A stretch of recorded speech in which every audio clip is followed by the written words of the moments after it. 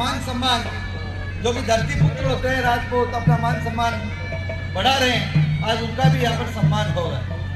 साथ ही शिक्षा के अलावा जो राजकीय सेवाओं में चयनित हुए हैं उनका भी यहाँ सम्मान होगा।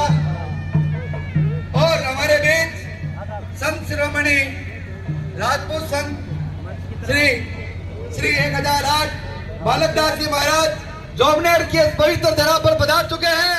सभी खड़े होकर जोरदार तालियों के साथ में आपका हार्दिक अभिनंदन और स्वागत करें। बालकदास जी महाराज जोमनेर की ज्वाला माता की इस पवित्र धरती पर पधार चुके हैं। समाज के लिए प्रेरक, समाज को हमेशा अग्रणी रखने वाले बालकदास जी महाराज का श्री राजपूत सभा की तरफ से मैं दौलत सिंह धनगर और पूरी टीम की तरफ से प्रणाम करते हुए आपका हार्दिक अभिनंदन और स्वागत करता हूं कि आपके ये कदम इस धरा पर पड़े हैं। आप हमें आशीर्वाद प्रदान करते रहते हैं और आज आप आशीर्वाद प्रदान करने के लिए एक बार पुनः इस धरा पर आ चुके हैं। ऐसे संत जब जब आते हैं तो मैं आपका स्वागत करता हूं।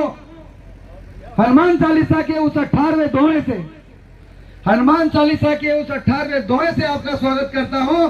जुग सहस्त्र योजन पर भानो, लील्यो ताई मधुर फल जानो। ये जो दुआ है ये हमारी हनुमान चालीसा का 18वां दुआ है और ये दुआ संत तुलसीदास जी ने उस समय लिखा था और इस दुए के माध्यम से इन्होंने बताया था कि हमारी पृथ्वी से जो सूर्य की दूरी है वो 15 करोड़ 36 लाख किलोमीटर दूर है। वो इसी दुए से बताया था।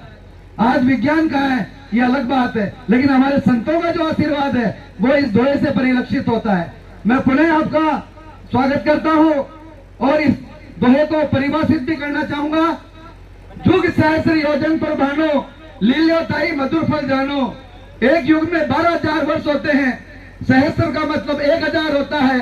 एक योजन का मतलब 8 मील होता है और 1 मील में 1.6 किलोमीटर होते हैं। अगर सबको मल्टीप्लाई किया जाए तो ये होता है 15 करोड़ 36 लाख किलोमीटर।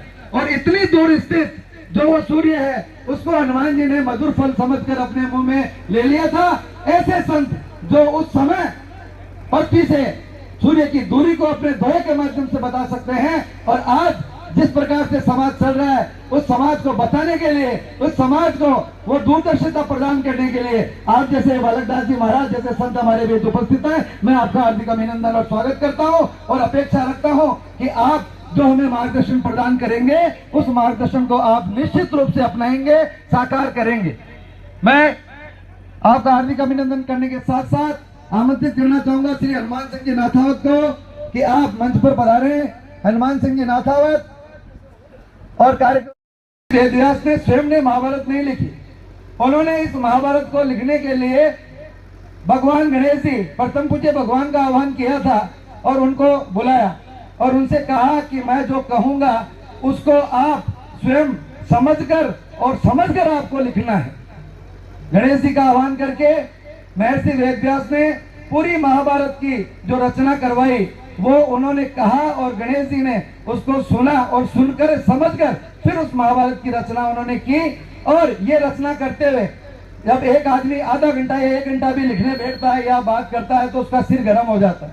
प्रथम पूज्य गणाधिपति गणेश जी महाराज ने वो जो रचना करी लिखी, 8 दिन बाद उनका शरीर का और मस्तिष्क का ताप इतना बढ़ गया कि उनको सरोवर में स्नान कराना पड़ा।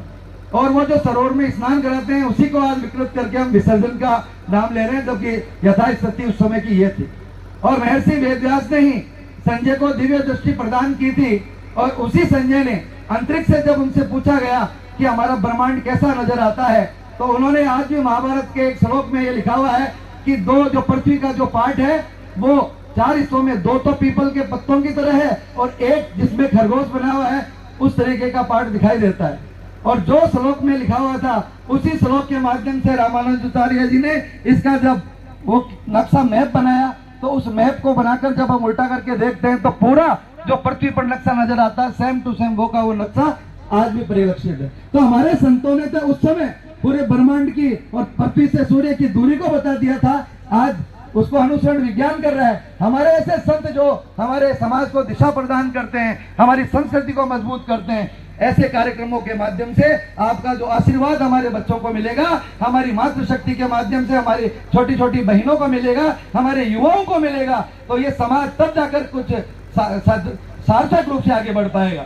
ये अपेक्षा हम ऐसे कार्यक्रमों के माध्यम से रख सकते हैं। ऐसे कार्यक्रम के आयोजन के लिए मैं हमारे ओजस्वी अध्यक्ष जयपुर देहात के श्री मोती सिंह जी नाथावत के नेतृत्व में हमारी जो पूरी टीम है, उन सबको साधुवाद और धन्यवाद देता हूं कि आप इस प्रकार के सफल कार्यक्रम में आपका जो सहयोग है, यह साधुवाद के पात्र है और मां भगवती का आशीर्वाद आपको अवश्य रूप से मिल रहा है। इसके ऊपर और चर्चा करेंगे। मैं निवेदन करूंगा कि आगे अगर उद्बोधन के लिए कोई वक्ता हो तो पधारें। हमारे आमेर से दौलत सिंह जी, मेरे नाम राशि हैं, हम बोलते बहुत ज्यादा हैं, तो दौलत सिंह जी शेखावत साहब भी बहुत अच्छे व्यक्तित्व हैं।